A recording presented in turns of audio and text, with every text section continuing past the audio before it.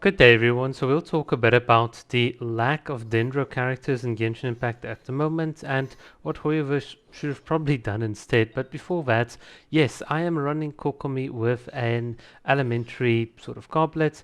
I've got a C6 Kokomi, which means her C6 is like a goblet and so on. So just sort of keep that in mind. Not that it makes that much of a difference in any case to what you'll see. So yes, let's talk a bit about Kale and some of the other characters and so on.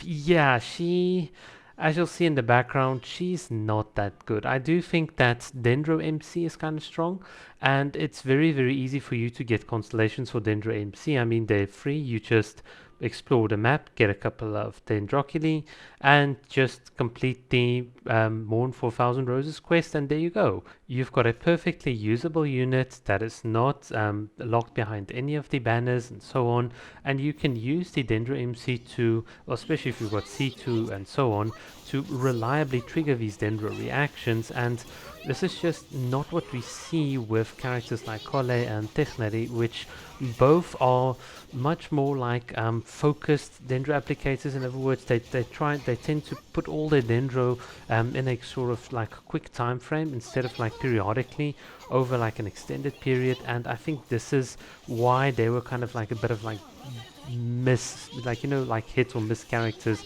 They're just not that good. Obviously Kole is a free Dendro unit, so you don't really expect Hoyoverse to make her strong. And Techneri is of course a standard banner character who is gonna be one. So yeah, the power is just not there, and I do think once we get proper Dendro units, the game is going to be different. In my personal opinion, I do think they should have released both Techneri and Alhaitham. And what they should have done is they should have put Alhaitham as the main sort of banner character and Techneri as like sort of the other banner characters. So you basically have both of them, and then afterwards you move the one to like the standard banner and so on. I think we just need a strong Dendro damage dealer that can in some sort of way either stand on their own in terms of dealing more than just reaction based damage, or we need a character that can very consistently just proc these off-field reactions but have a bit of a little modifier or like a bonus or just something extra to it. Now of course we've just got to be a bit patient because there are also going to be other characters that will support Dendro characters. Nelo is one of those examples. She's obviously coming in like 3.1 and so on. We still don't know when. So she will work well if you tend to sort of run like a double Hydro, double Dendro sort of team comp, in which case we can just finally let Qingshu go to rest. He's done his part, and yeah, then Kokomi and Nelo will be really, really good. And I do think then having proper Dendro units as well will give us like a proper first like reaction or like a Dendro bloom sort of comp, and I'm really, really excited for it. But at the moment, yeah, we're running on skeleton staff here, and what I mean by skeleton staff is Dendro MC and Kokomi.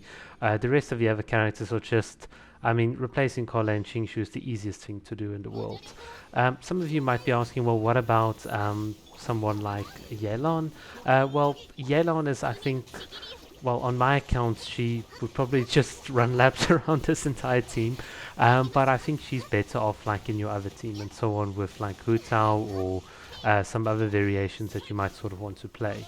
And just a final point on reaction-based sort of team comps, they're kind of fun to play if you can get all your damage in a specified window down. So this is why Nelo is going to be so cool, because you can see I've got Dendro cores here, but the enemy just decides, well, he's not going to care if there are Dendro cores and so on.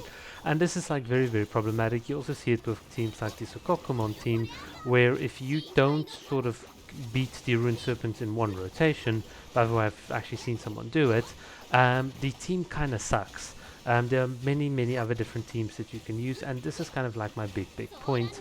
At the moment, Dendro feels like it's lacking, even though it's buffed like a lot of the other Electro units and so on, and that's just because, in my opinion, all of the current units that we've got, all of the current meta teams, are still kind of meta. Dendro has not changed any of this. The addition of Dendro has not suddenly made a Ryder national team worse in any sort of way, and so on. And this is why I think if they had instead released Alhaitham or some other better Dendro character, we would have gotten Dendro on like a stronger footing.